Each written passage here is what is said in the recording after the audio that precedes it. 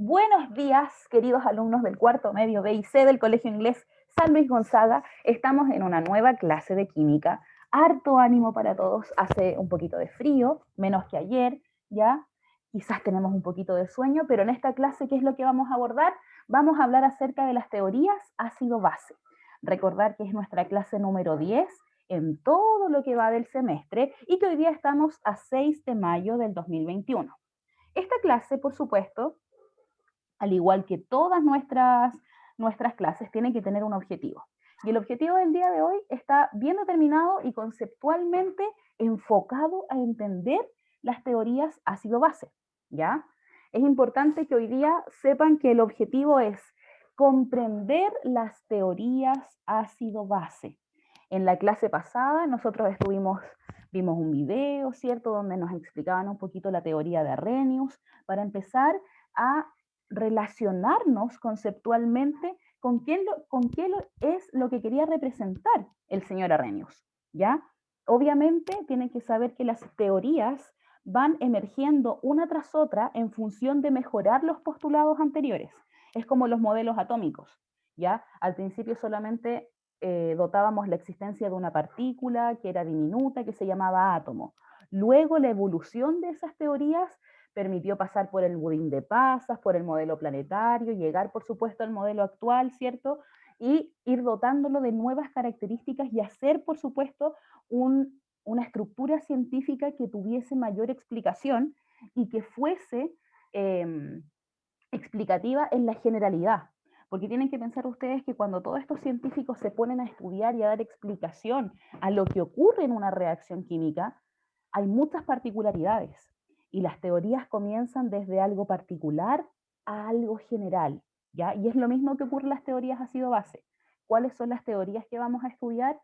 Arrhenius, que le comenzamos a ver la clase pasada.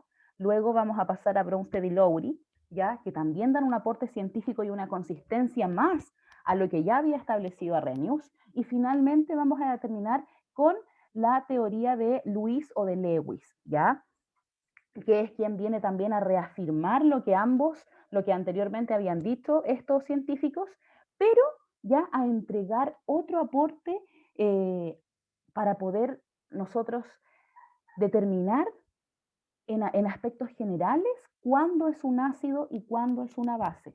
Entonces yo los invito, chiquillos, a que en esta clase sepan ustedes, no es que las tres teorías vayan independientes, pero sí tienen características marcadas para que las puedan diferenciar, ¿ya? No es que una deja inválida a la otra, sino que una mejora a la otra y podríamos decir que finalmente con la estructura de Lewis ya llegamos a establecer un mecanismo más fácil para poder reconocer cuándo es un ácido y cuándo es una base.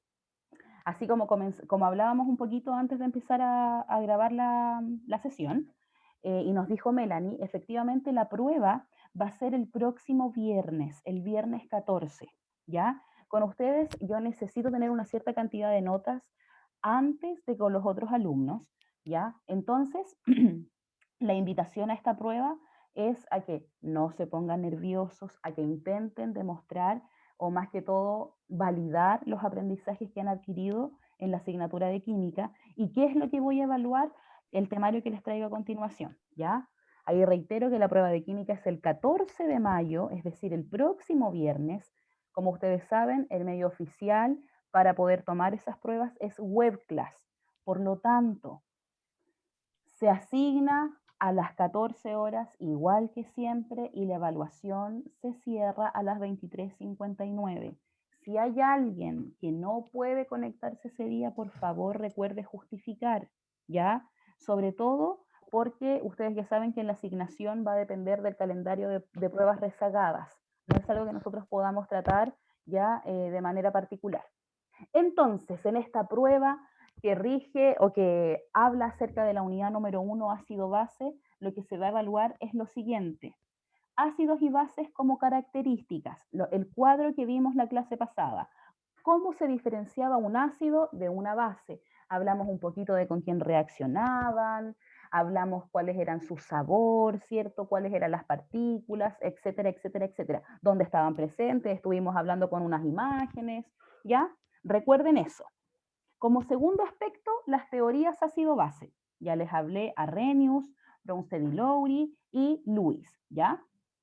¿Qué más? De aplicación, ojo, que no quiere decir que tenga que ver con ejercicios propiamente tal de desarrollo, sino que ustedes sean capaces de disociar, por ejemplo, una ecuación química, que es la actividad que dejamos propuesta la semana pasada y con la que vamos a trabajar hoy día para despejar cualquier tipo de duda, ¿ya? Y finalmente, identificar las especies. Nosotros tenemos que darnos cuenta que cuando disociamos ya un compuesto químico, vamos a generar dos tipos de especies. Una especie que se lleva una carga positiva y una especie que tiene una carga negativa. ¿Ya? Entonces ustedes como cuarto medio ya tienen que tener en claro cómo se llaman las especies que tienen carga negativa, chiquillos. ¿Cómo se llamarán esas? Aniones. Excelente, muy bien, Melanie. ¿Y las especies que tienen carga positiva?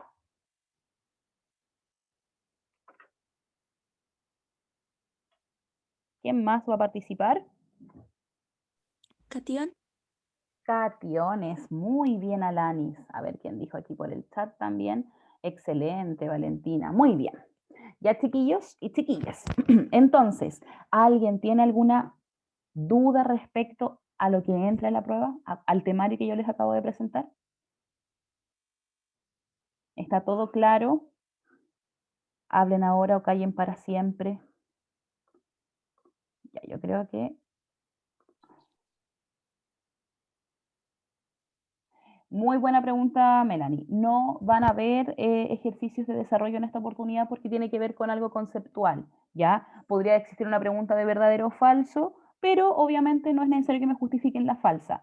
Pero sí hago hincapié que si bien la prueba va a ser una prueba cortita, ya una prueba que no tiene mayor dificultad numérica, ya sí tienen que trabajar en saber las teorías, en diferenciarlas, ¿ya? Porque obviamente yo puedo hacer una pregunta que sea un poquito más capciosa, entre comillas, ¿ya? Y ahí obviamente lo que les va a servir a ustedes es el manejo del contenido, ¿ya? Pero si no existe o no, en verdad no hemos hecho muchos ejercicios, ¿ya? Que tienen que ver con el cálculo de pH, porque eso va a entrar en la segunda prueba. Así que en esta prueba solamente se limita a lo conceptual o básicamente escoger una alternativa correcta respecto a la actividad que vamos a hacer a continuación, ¿ya? Que es esta disociación de compuestos cuando están en un medio acuoso. ¿Ya, chiquillos?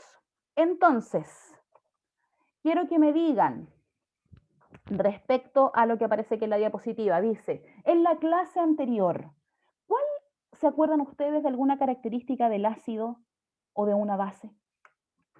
¿Quién se acuerda de esas características? De una que sea. A ver. Ya, muy bien. Excelente. Valentina Díaz dice, Valentina Díaz Infante, ¿verdad? Que tenemos dos Valentinas. El ácido es agrio y la base es amarga. Y Melanie habla de una similitud entre los dos. Dice que ambos son electrolitos. Recordemos que electrolitos es una definición, ya que se ocupa en química para definir, valga la redundancia, a una sustancia que es capaz de formar un ion y de conducir la electricidad en estado acuoso. ¿Ya? Ahora, en este tipo de unidades, chiquillos, es como en soluciones. En soluciones siempre aparecen muchas definiciones que nosotros tenemos que manejar. Y aquí en ácido base es importante que ustedes entiendan qué es un electrolito. Y lo que yo acabo de definir es aquella sustancia o especie que se disocia y forma iones capaces de conducir la electricidad en un estado acuoso. ¿Qué significa un estado acuoso? Una solución que está disuelta en agua. ¿Ya? ¿Alguna característica de la teoría de Arrhenius?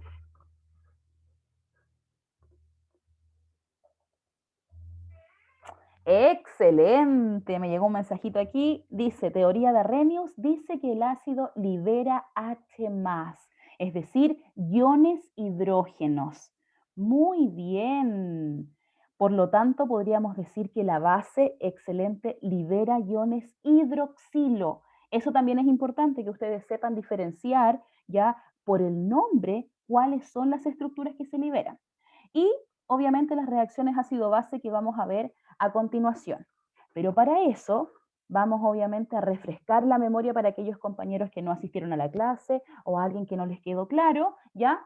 Vamos a recordar que la teoría de Arrhenius parte de la base donde se establece que los electrolitos en disolución se disocian. Eso quiere decir que lo que nosotros estábamos hablando delante tienen la capacidad de formar iones y esos iones conducen la electricidad, ¿ya? ¿Y qué es lo que propone Arrhenius para esta teoría? Él dice, nosotros podemos diferenciar a los ácidos y a las bases. ¿Cómo los vamos a diferenciar? En función de lo que ellos liberan.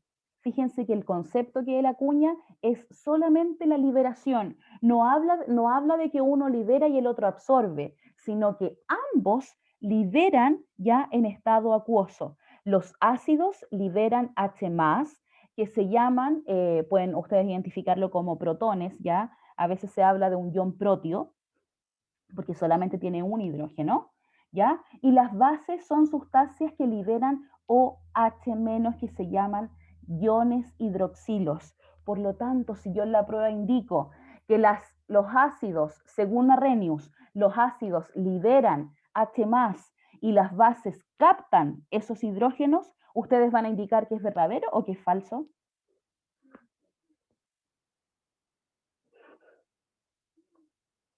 Si los ácidos, si yo les digo que, según Arrhenius, los ácidos liberan H+, y las bases absorben los H+. Según Arrhenius, ¿es verdadero o es falso?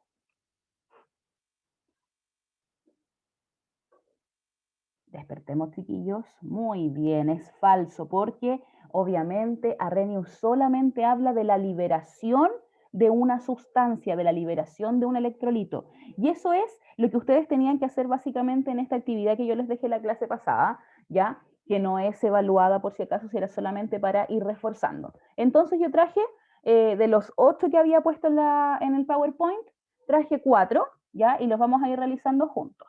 Entonces voy a activar aquí mi pluma con el color negro para que se destaque y ya, estamos súper.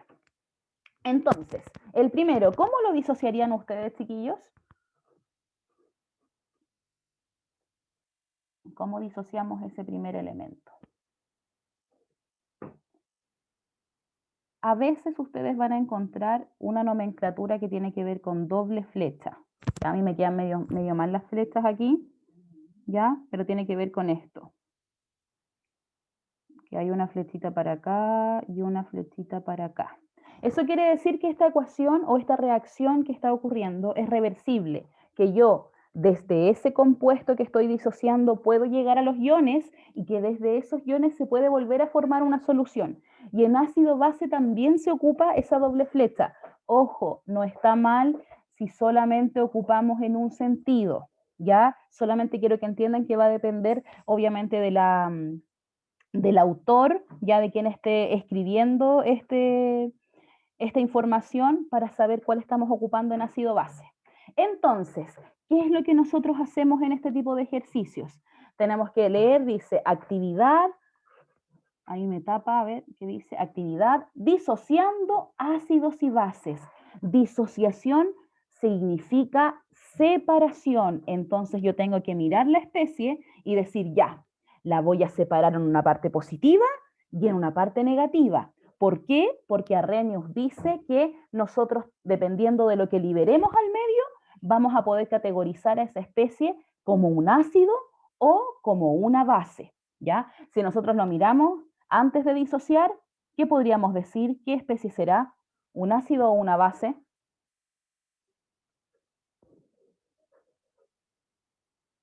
¿Qué especie será? Muy bien. Excelente. Una base porque nosotros miramos y decimos, ah, tiene un OH por ahí escondido. Entonces, ¿qué tengo que hacer?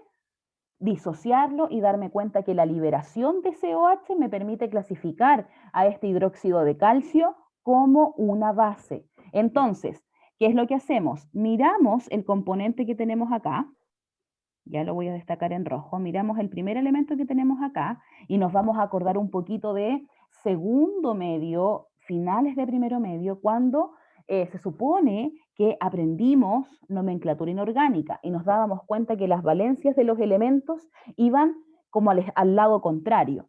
El calcio entonces se hace dueño de ese 2. ¿Y cómo yo demuestro que se hace dueño de ese 2? Porque lo escribo así, como Ca y una carga más 2. Y aquí ustedes se dan cuenta que apareció una especie con carga positiva. Es decir, cuando nosotros disociamos, vamos a estar en presencia de estos cationes y aniones de los que yo les decía que entraban en la prueba.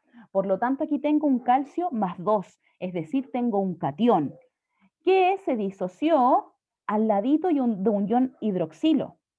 Y este ion hidroxilo lo vamos a escribir como OH para no generar confusiones, pero resulta que este OH tiene una carga menos.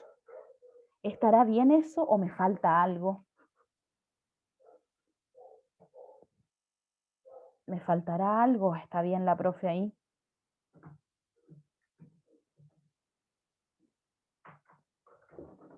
A ver. Me falta colocar un 2, ¿cierto? Muy bien, Valentina.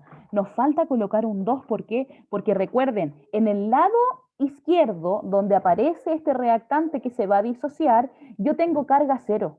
Por lo tanto, en el lado derecho, yo también tengo que tener carga 0. Y ahí tengo una carga más 2 y solamente una carga negativa. Eso quiere decir que le estoy entregando una carga más 1. Y eso no puede ocurrir.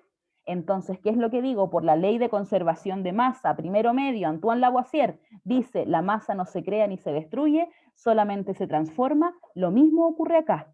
¿Qué es lo que tenemos que hacer entonces? Agregamos un 2 delante de este ion hidroxilo. ¿Con qué fin? Con el fin de equiparar las cargas y también equiparar la cantidad de masa. ¿Por qué? Porque en el lado de los reactantes tengo 2 oxígenos y 2 hidrógenos. Por lo tanto, en mis electrolitos también deben existir 2 oxígenos y 2 hidrógenos. Hasta ahí, ¿hay alguien que tenga preguntas? Sí, Dani, me faltaba el 2. Muy bien. ¿Hay alguien que tenga preguntas, chiquillos? ¿No hay preguntas? Yo, profe, Cuénteme, la escucho. no entendí por qué quedó el OH negativo. Ahí no caché qué pasó ahí. Ya, Esperanza, muy bien. Recordemos que cuando nosotros tengamos una disociación, siempre vamos a tener un catión y un anión, ¿ya? Entonces, el ion hidroxilo, que es este OH, siempre se caracteriza por tener una carga negativa. ¿Por qué? Fíjese, cuando hablamos de un OH, el hidrógeno siempre tiene carga más 1 y el oxígeno siempre tiene carga más 2.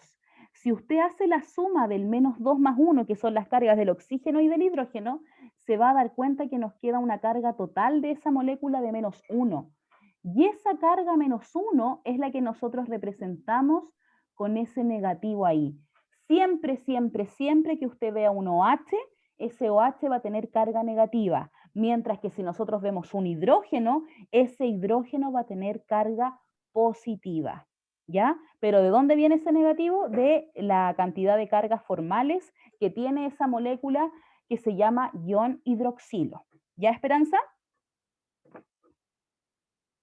Más o menos. Sí, ahora entendí, profe. Ya, genial. Ya, chiquillos, entonces, para ir avanzando un poquito, vamos a hacer, ya, y si ahora yo les digo, hicimos esta disociación, el primer elemento, según Arrhenius, ¿es ácido o es base?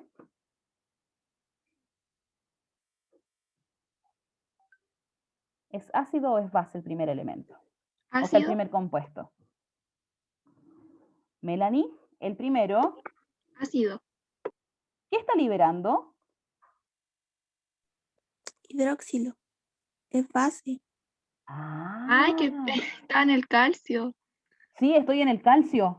Ah, ya. Entonces, como libera OH-, recuerden que si liberamos iones hidróxido o hidroxilos, se llama base. ¿Ya? Ahí tenemos una base. Y ahora vamos a trabajar con un ácido. ¿Ya? Para ir aprovechando la clase. Si alguien tiene dudas, haga los ejercicios, mándeme una fotito, profe, me los puede revisar y yo inmediatamente, dentro del tiempo que tenga destinado para esos chiquillos, les voy a responder. Entonces aquí nosotros miramos este famoso ácido sulfúrico, H2SO4. Lo miro por aquí, lo miro por allá. Intrínsecamente podríamos decir, tiene hidrógeno y tiene oxígeno. Podría tener hidroxilos, pero también podría tener solamente hidrógenos.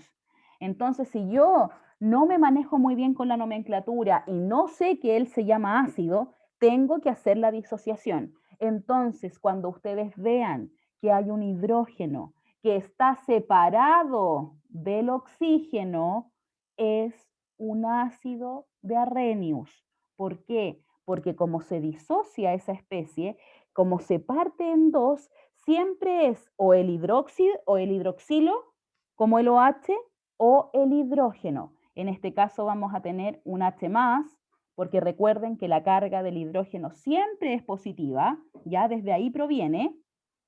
¿Y qué más vamos a tener? Una especie que es SO4. Pero resulta que aquí algo ocurre porque tengo un puro hidrógeno en el lado de los productos. ¿Y cuántos hidrógenos tengo en el reactante? ¿Cuántos hidrógenos hay en el reactante?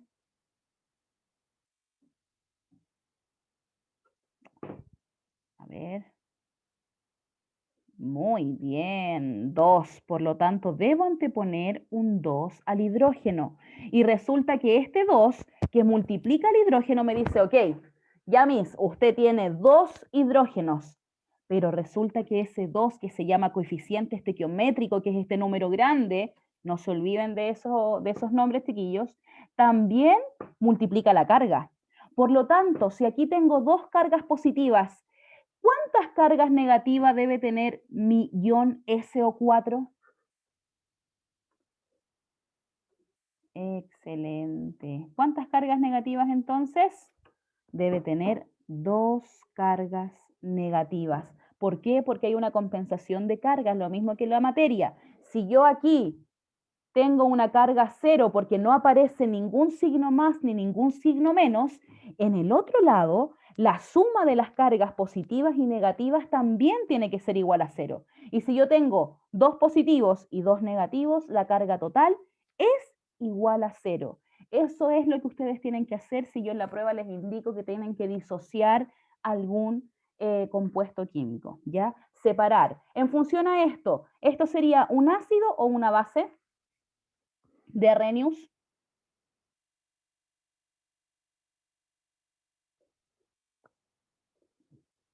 Un ácido, excelente, porque estamos liberando, es decir, están nuestros productos, los iones H+.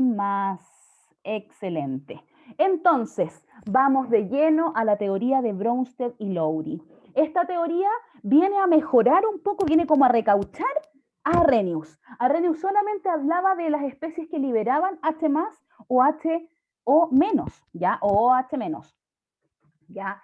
Sin embargo, ¿qué ocurre si nosotros tenemos una especie que no libera OH y que no libera H? ¿Cómo nosotros podríamos identificarla? Y eso es lo que él plantea. La teoría de Bronsted y Lowry dice que no solamente tiene que ver con la liberación al medio, sino que más bien con la transferencia de hidrógenos de una sustancia a otra. Por lo tanto, ¿qué es lo que él quiere enfatizar? Él dice que un ácido ya no habla solamente de liberación, sino que dice que un ácido es una sustancia que en disolución puede donar uno o más protones. O sea, aquí ya acuñamos otro concepto. Aquí ya no solamente hablamos de liberación, sino que también aquí hablamos de donar, la especie que dona. ¿Ya? ¿Por qué? Porque él está hablando de un concepto que se llama transferencia. Y así como nosotros hablamos de transferencia electrónica, lo mismo está ocurriendo con Bronsted y Lowry. Ellos dos, ¿qué dijeron? No solamente nos va a importar lo que se libere, sino que también, si hay una especie que va a donar, que se llama ácido, va a haber una especie que los va a captar. Y él ahí dice que el concepto de base está relacionado con una sustancia que capta los protones que libera la otra sustancia.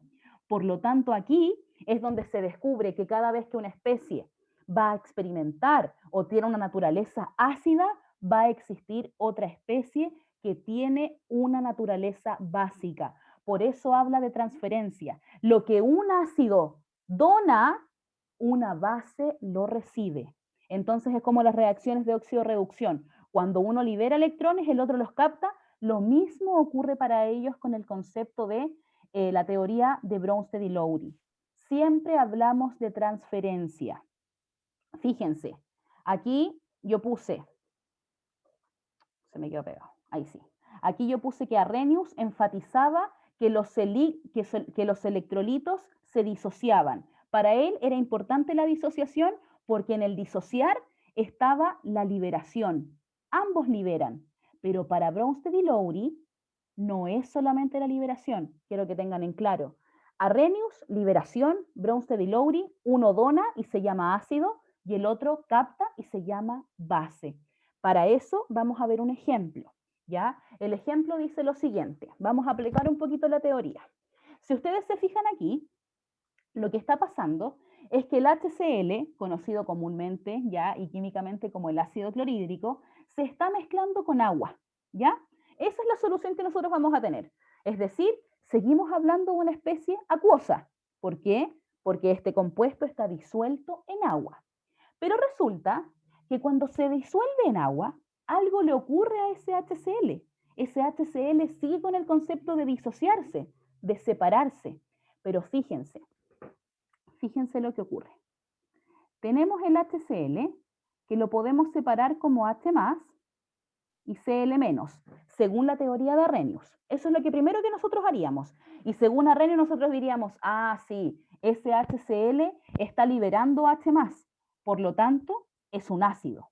Pero, ¿qué es lo que dice Bronsted y Lowry? Dice, ok, este ácido lo que va a hacer es separarse, pero este H+ que tenemos aquí, este H+ que se genera de la disociación, ya lo voy a encerrar en otro colorcito, va a actuar con el medio donde yo lo tengo, es decir, va a actuar con esta agüita y va a formar una especie que se llama H3O+. ¿De dónde viene esta especie? Desde el H+ que viene del ácido sumado con el agua. Un hidrógeno más dos hidrógenos son 3 hidrógenos y conservamos el oxígeno con la carga positiva de la especie. Y ese H3O+ se llama ion hidronio. ¿Ya? Él es el ion hidronio porque viene del hidrógeno, ¿ya? Por eso se llama ion hidronio. Cuando se mezcla entonces un hidrógeno más el agua, resulta que el agua fue capaz de captar. El agua fue capaz de captar, que es lo que estamos evidenciando en la segunda ecuación. ¿Quién liberó ese hidrógeno que captó el agua?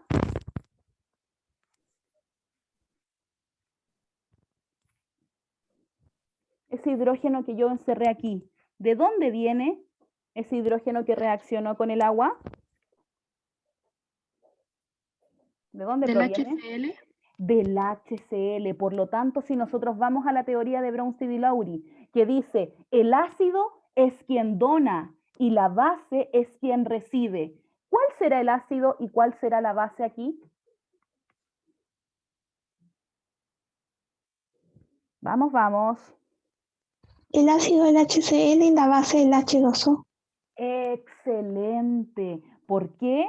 Muy bien, muy bien. ¿Por qué? Porque estamos haciendo mención a lo que nos dice Bronsted y Lowry. Él habla de que siempre en una reacción química vamos a tener una base y un ácido, y eso va a depender de quién done y quién capte. Quien dona es el HCl. Por lo tanto, el HCl es mi ácido. Mientras él dona. Vamos a poner aquí que dona. Mientras que el H2O, que uno podría decir, profe, pero es que el agua está en el medio, el agua, ¿qué tiene que ver si él está actuando solamente como parte de esta solución? Aún así, el H2O capta, por lo tanto, es considerada una base, porque capta ese H+ que se liberó del HCl. Ese es el hidrógeno. Conceptos importantes de aquí. Bronsted y Lowry, uno dona y el otro capta, y está la formación del ion hidronio. ¿Ya? El ion hidronio siempre ustedes lo van a encontrar en los libros, chiquillos, la nomenclatura, como H3O+. ¿Ok? Y algo más que ocurre aquí, estoy súper apasionada porque me encanta la teoría de Bronsted y Lowry, chiquillos, ¿ya? Ahí obviamente tenemos que el concepto de ácido está relacionado con el HCl y el concepto de base está relacionada con el agüita, ¿ya? Entonces, en general, para Bronsted y Lowry existía una especie de par. Hay un par que se repite. ¿Y cuál es ese par? Ese par lo que él quiere decir es que siempre que ocurra que hay un ácido, va a existir una base, porque está en juego ese hidrógeno que se libera y ese hidrógeno que se capta. Entonces, la mayoría de las veces, ya por no decir en todas, en la generalidad de la teoría de Bronsted y Lowry, ustedes van a encontrar esta fórmula. Una expresión ácida que se junta con el agua para formar este ion hidronio y una especie catiónica, ¿ya? O sea, una especie aniónica. Recuerden que el anión es el que tiene carga negativa. Y él aquí acuña un concepto. Él dice, ok, si mi reacción siempre está formada como un ácido más una base, ¿ya? Que es lo que teníamos aquí, ácido HCl más base que era el agua, si siempre ocurre eso, va a existir algo que se llama pares conjugados, ya que es como lo que vemos en matemática, pero aquí lo vamos a asociar al ácido y base. ¿Y qué es lo que es eso? Explícitamente él dice, si yo tengo un ácido, el resultado de lo que le pasó a ese ácido se va a llamar conjugado, ¿ya? Y lo vamos a ver en un ejemplo para que ustedes puedan evidenciar qué es lo que ocurre. Si seguimos trabajando con el HCl y con el agua, nosotros ya nos dimos cuenta que ese hidrógeno es el que nos hace aplicar la teoría de Bronsted y Lowry. Entonces ya clasificamos como ácido aquella especie que dona el H+, y como base aquella especie que lo capta. Pero fíjense que en el resultado de esta reacción química, ¿qué es lo que vamos a tener? El ion hidronio, que yo ya les habría comentado, y el ion cloruro, que es este anión con carga negativa. Pero resulta que si el ácido liberó ese H+, se transformó en un concepto de base conjugada.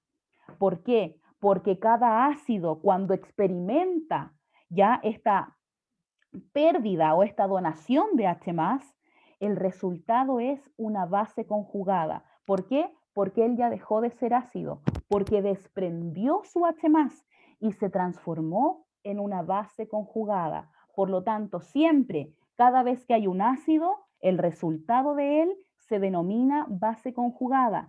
Y cada vez que tenemos una base, el resultado de ella, cuando ya capta este H+ del medio que liberó el ácido, se transforma en un ácido conjugado. Por eso el H3O+ siempre es una especie que tiene carga positiva y se considera un ion hidronio, porque tiene guardadito este H+. Recuerden que ese H+ se juntó con el agua y el H+ es un carácter ácido. Por lo tanto, cada vez que la base agarra ya o toma este H+ que está en el medio, se transforma en un ácido conjugado.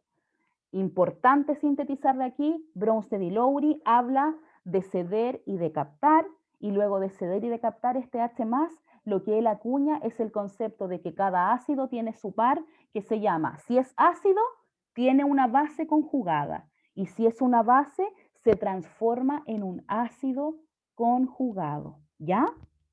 Hasta ahí. ¿Preguntas, dudas, consultas, chiquillos? ¿Se entiende? Tírenme un pulgar para arriba si están atentos, si entienden.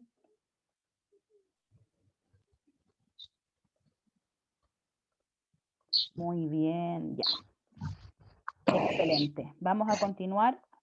Ahí le cerré el micrófono a la Lanis.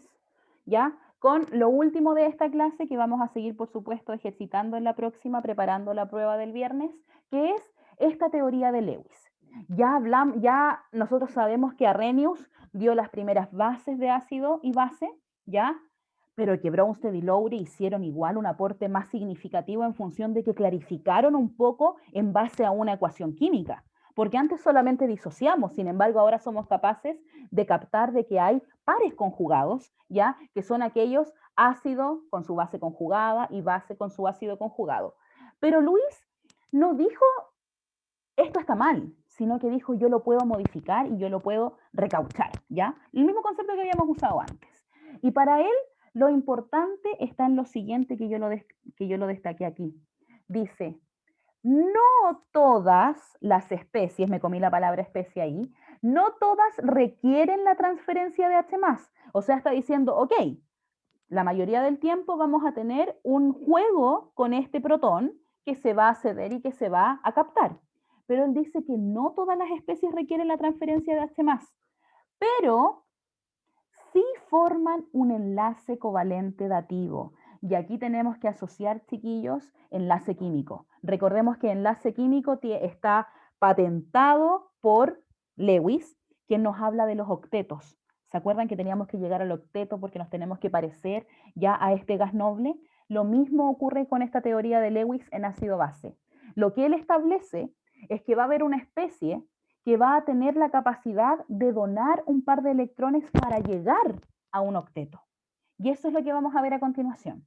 Define el ácido como aquella sustancia que puede aceptar un par de electrones. Aquí ya no estamos asociándolo a una especie. No estamos ni liberando H+, ni donando, ni captando. Aquí hablamos de que el ácido es aquella especie ya que puede aceptar... Chuta, ocupé un mal color. El ácido es aquella especie que puede aceptar un par de electrones. ¿Ya? Eso denomina como ácido. ¿Por qué lo puede aceptar? Porque puede formar el octeto. Recuerden que la estabilidad de un átomo depende, ¿ya?, de qué tan cerca o qué tan lejos esté de llegar a este gas noble. El gas noble son aquellos elementos de la tabla periódica que están en el grupo 8, donde su última capa tiene todos los electrones de valencia completos, ¿ya? Octeto desde...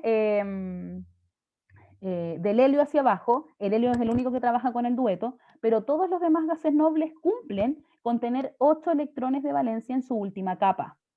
Mientras que la base, ya, así como el ácido era aquella que podía aceptar, la base es quien tiene un par de electrones sin compartir y que lo puede compartir para hacer que otra especie llegue al octeto. ¿Ya? Entonces tenemos esa dualidad de información. ¿Cómo nosotros nos vamos a dar cuenta cuando una especie tiene pares de electrones para compartir y cuando no? Tenemos obviamente que asociarlo con la estructura de Lewis, ¿ya? Ustedes, cuartos medios, ¿vieron la estructura de Lewis?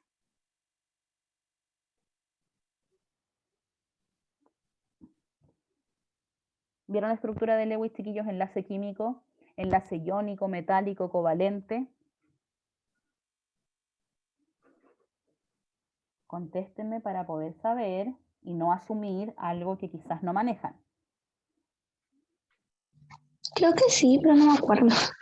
No se acuerda ya, Lanis. Entonces, ya enlace químico tiene que ver con cómo las estructuras se van enlazando. Ya todas coinciden en que sí lo vieron, pero no se acuerdan muy bien. Ya, vamos a seguir entonces trabajando con ese concepto. Eso es muy necesario y fundamental, chiquillos, que lo tengamos claro para el tema de la prueba de transición. En la prueba de transición sí entra enlace químico, entonces vamos a trabajar también con el concepto de enlace químico de función que ustedes puedan ir asociando los contenidos y que les sirva para fin de año. Entonces, lo que quiero que se queden de esta estructura de Lewis es que hay no necesariamente una transferencia de hidrógeno, sino que aquí ya hablamos de los electrones, de formar enlaces, ¿ya? ¿Cómo formamos estos enlaces? A través de los enlaces covalentes dativos. ¿Qué es un enlace covalente dativo? Un enlace covalente es aquella unión que se genera entre dos elementos que tienen poca diferencia de electronegatividad, una electronegatividad menor a 1,7, y se llama dativo porque una especie lo entrega completamente. Una especie, por ejemplo, yo soy dueña de, no sé, de dos cosas, de dos electrones, los tengo aquí en la mano, y yo digo, tengo dos, los voy a donar. Me voy a quedar quizás con uno, porque vamos a formar un enlace, pero yo pongo estos dos pares de electrones para unirnos, ¿ya? Entonces, ese enlace, como alguien está entregando ya 2 electrones, se llama dativo porque los da. Ya de ahí viene la palabra covalente dativo. Entonces, Lewis enfatiza en que el ácido es aquella especie que puede aceptar este par de electrones para llegar al octeto, y la base es aquella sustancia que tiene estos pares de electrones sin compartir y que obviamente los va a donar para formar enlaces dativos. ¿Cómo podemos ver esto? Miren a continuación lo que ocurre. Vamos a tener una estructura, ¿ya? Ahí está el trifluoruro de boro y por aquí tenemos el amoníaco, que es el NH3.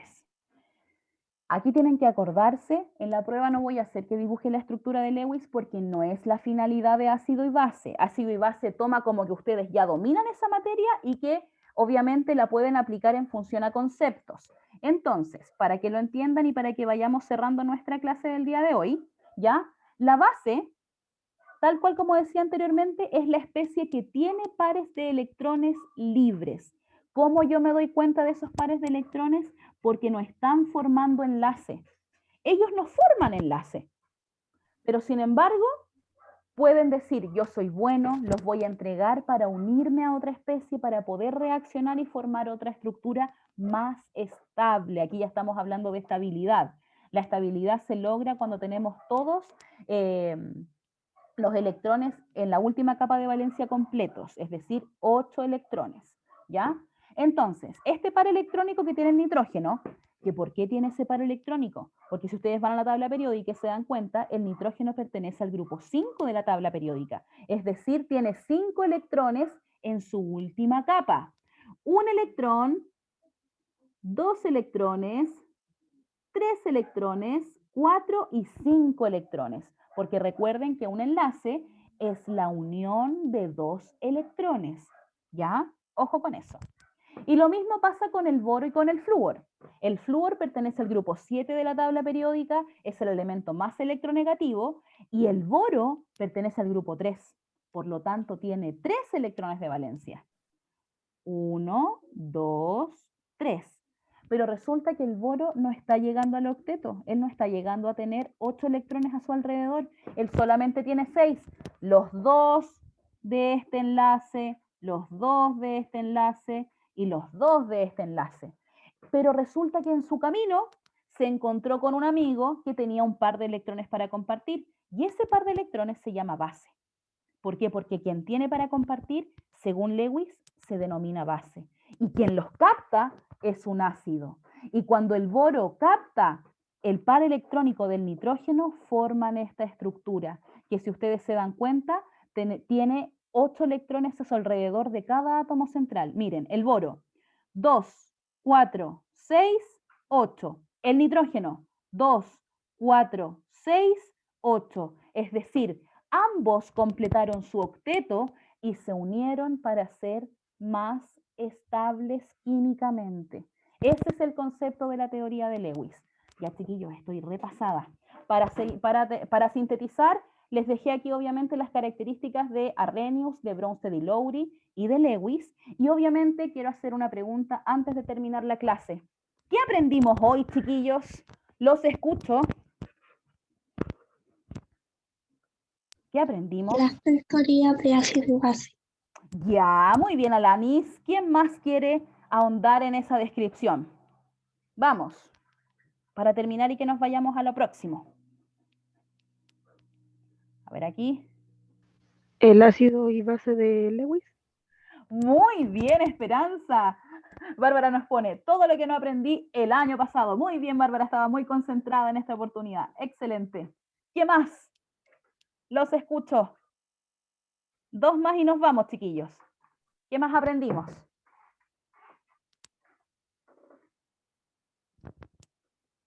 Vamos, vamos. Aprendimos a aplicar las teorías en ejemplos que usted nos mostró. Muy bien, Giselle, muchas gracias.